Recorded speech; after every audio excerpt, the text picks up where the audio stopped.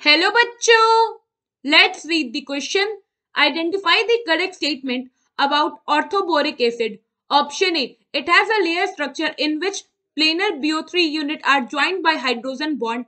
Option B. Orthoboric acid, which is H3BO3, is a weak monobasic Lewis acid. Option C. On heating orthoboric acid from metaboric acid and on further heating to red hot forms boric oxide anhydride. And option D. It is obtained by reacting borax with dilute HCl using phenolphthalein as an indicator. So question में हमें क्या बोल रहा है यहाँ पे orthoboric acid के regarding कौन से स्टेटमेंट करेक्ट है। तो सबसे पहले स्टेटमेंट में क्या कह रहा है कि ऑर्थोबोरिक एसिड जो है ये लेयर स्ट्रक्चर है जिसमें BO3 यूनिट जो है ये प्लेनर स्ट्रक्चर है और ये जॉइंट होते हैं बाय दी हाइड्रोजन बॉन्डिंग।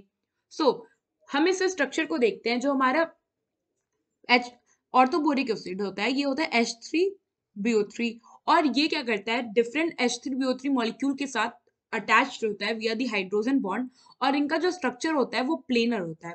सो यहाँ पे ये स्टेटमेंट जो है ये करेक्ट है। और अगर आप इसका स्ट्रक्चर देखो तो ये कुछ ऐसे होता है। ये हो गया बोरॉन, इस पे लगे हैं इसके पहले तो 3 ऑक्सीजन ग्रुप और ईच ऑक्सीजन पे एक है हाइड्रोजन ग्रुप। सो ये हो गया एक H3BO3। नाउ अब क्या होगा, ऐसे कई सारे अटैच्ड होंगे विया हाइड्रोजन बॉन्ड। तो अब हम कंसीडर करते हैं कि ये हो गया सेकेंड ऑक्सीजन और सेकेंड बोरॉन, इस पे लगा है एक ऑक्सीजन, ये हो गया इसका अनदर ऑक्सीजन, यहाँ पे हो गया इसका अनदर ऑक्सीजन। तो अब क्या होगा, ईच ऑक्सीजन पे इसका खुद का हाइड्रोजन होगा।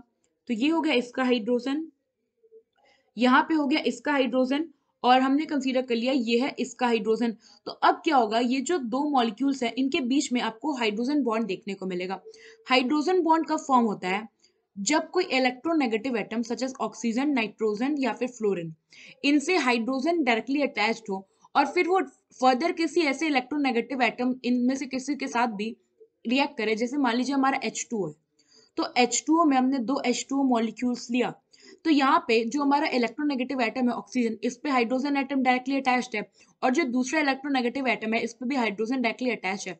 तो अब क्या होगा, जो इलेक्ट्रोनेगेटिव वाला एटम होगा, तो यहाँ पे H2O पे ऑक्सीजन पे लोन पेयर है, तो ये क्या करेगा, दूसरे मॉलिक्यूल के हाइड्रोजन को अपनी तरफ अट्रैक्ट करेगा और यहीं पे फॉर्म होता है हाइड्रोजन बॉन्ड।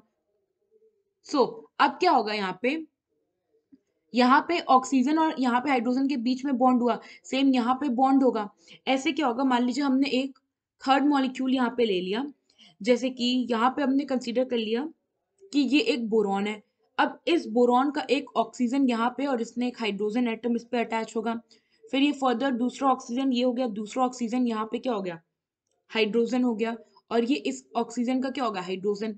तो अब इनके बीच में भी कुछ बॉन्ड होगा, तो यहाँ पे बॉन्ड हुआ, यहाँ पे बॉन्ड हुआ। ऐसे क्या होगा, फर्दर ये बॉन्ड जो है कंटिन्यू करेंगे डिफरेंट डिफरेंट डायरेक्शंस में, हाइड्रोजन और ऑक्सीजन के बीच में बॉन्ड्स लगे होंगे। सो ये स्ट्रक्चर अगर आप देखो तो यहाँ आपको देखने को मिलेगा कि जो BO3 है वो एक पर्टिकुलर यूनिट है और सब में क्या हाइड्रोजन बॉन्ड अटैच है, इसलिए जो फर्स्ट स्टेटमेंट था ये करेक्ट हो गया। नाउ सेकंड स्टेटमेंट की अगर आप बात करो तो क्या कह रहा है कि जो ऑर्थोबोरिक एसिड है H3BO3 वो एक वीक मोनोबेसिक लुईस एसिड है। सो सबसे पहले लुईस एसिड होता क्या है, लुईस एसिड हम उन एसिड्स को बोलते हैं जो कि इलेक्ट्रॉन डेफिशिएंट हो, यानी कि जिन पे इलेक्ट्रॉन की कमी हो। तो जो H3BO3 है ऑर्थोबोरिक एसिड, ये एक वीक मोनोबेसिक एसिड है।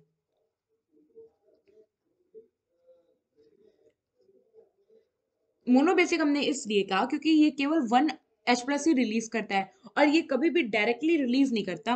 बेसिकली ये क्या करता है, जैसे हमने लिया H3BO3, तो H3BO3 जो है ये पहले वाटर में प्रेजेंट ऑक्सीजन के लोन पेयर के साथ ये रिएक्ट करता है और बोरॉन क्या करता है, इसके लोन पेयर को खुद पे ले लिया और ये फॉर्म करता है BOH4 नेगेटिव कॉम्प्लेक्स और इसके साथ साथ ये रिलीज करता है एक H+। इसलिए हम कहते हैं कि ये वीक एसिड है और मोनोबेसिक नेचर का है। सो यहाँ पे हमारा जो ऑप्शन बी है ये भी करेक्ट है। Now this is regarding first, this is second, first हो गया, सेकंड हो गया। नाउ थर्ड में क्या कह रहा है कि जब हम ऑर्थोबोरिक एसिड को हीट करते हैं तो हमें मेटाबोरिक एसिड मिलता है और जब फर्दर हीट करते हैं रेड हॉट होने तक तो हमें बोरिक ऑक्साइड एनहाइड्राइड मिलता है। सो होता क्या है, अगर आप देखो तो सबसे पहले यहाँ पे हमने लिया H3BO3 ऑर्थोबोरिक एसिड, इसको जब हम इनिशियली हीट करते हैं तो हमें मिलता है HbO2 विच इज मेटाबोरिक एसिड,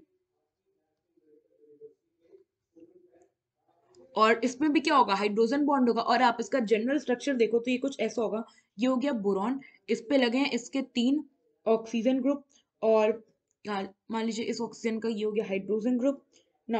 अब क्या होगा, ये फर्दर यहाँ पे हो जाएगा एक बोरॉन, यहाँ पे हो जाएगा बोरॉन, ये हो गया ऑक्सीजन, यहाँ बोरॉन पे ऑक्सीजन, यहाँ पे हो गया हाइड्रोजन, यहाँ बोरॉन पे क्या है ऑक्सीजन, और ये हो गया हाइड्रोजन। तो ये जो स्ट्रक्चर है ये क्या है, मेटाबोरिक एसिड का स्ट्रक्चर है ना। इसके बाद क्या होता है, जब हम इसको फर्दर हीट करते हैं तो हमें मिलता है B2O3। B2O3 जो कंपाउंड है इसे हम बोलते हैं बोरिक ऑक्साइड एनहाइड्राइड ना। सो यहाँ पे आपने देखा कि जो हमारा स्टेटमेंट सी है ये भी क्या है, करेक्ट है ना। फोर्थ क्या कह रहा है कि हमें ऑर्थोबोरिक एसिड तब मिलता है जब हम बोरेक्स को रिएक्ट कराते हैं डाइल्यूट HCl के साथ, और हम फिनोप्थिलीन को एज ए इंडिकेटर यूज करते हैं। सो यहाँ पे क्या होता है, अगर आप देखो तो हमें ऑर्थोबोरिक एसिड मिलता है कैसे, हम सबसे पहले बोरेक्स लेते हैं विच इज Na2B4O7.10H2O, ये हो गया हमारा बोरेक्स। बोरेक्स को हम यहाँ पे रिएक्ट करा रहे हैं HCl के साथ। तो ये जब HCl के साथ रिएक्ट करता है तो यहाँ पे प्रोडक्ट में हमें मिलता है H3BO3 which is orthoboric acid, और इसके साथ साथ हमें मिलता है NaCl and water. Now reaction को अगर आप बैलेंस करो तो यहाँ पे हो जाएगा 4, क्योंकि 4 बोरॉन हमें चाहिए था, NaCl में चाहिए हमें 2 सोडियम, सो ये हो गया 2 सोडियम, एंड यहाँ पे हो जाएगा हमारा टोटल, हमारे पास अगर आप देखो तो कितने H हैं, तो टोटल है यहाँ पे 20, एंड 20 इधर हो गए, और इधर कितना हो गया 12, 12 एंड 20। तो यहाँ पे हम क्या करेंगे, अगर हम यहाँ पे 2 इंक्लूड कर दें तो अब हम पे टोटल 22 हाइड्रोजन है। यहाँ पे अगर हम 5 कर दे तो अब हम पे क्या हो गया, total 22 hydrogen. Right hand side और लेफ्ट हैंड साइड हमारे इक्वेशन क्या है, बैलेंस हो गया। नाउ क्योंकि ये जो रिएक्शन है इसमें जो HCl है ये क्या एक स्ट्रॉन्ग एसिड है, और जो बोरेक्स है वो एक वीक बेस है। तो इट मीन्स इसका जो प्रोडक्ट बनेगा, यानी कि जो नया रिएक्शन हुआ, सोल्यूशन है, वो क्या हुआ, स्लाइटली एसिडिक। तो अगर हम कोई भी इंडिकेटर यूज करेंगे तो वो क्या होना चाहिए, इस स्लाइटली एसिडिक नेचर को डिस्टर्ब नहीं करेगा, बट जो फिनोप्थिलीन है ये इस कंडीशन को डिस्टर्ब कर देता है। सो इसलिए ऑप्शन डी जो है यहाँ पे इनकरेक्ट है, हम फिनोप्थिलीन को एज ए इंडिकेटर यूज नहीं करते हैं। नाउ क्वेश्चन में हमसे क्या पूछा था कि कौन से स्टेटमेंट यहाँ पे करेक्ट है। सो यहाँ पे option A, option B and option C, ये तीनों ऑप्शन जो है ये करेक्ट है। आई होप आपको एक क्वेश्चन समझ आया होगा। Thank you.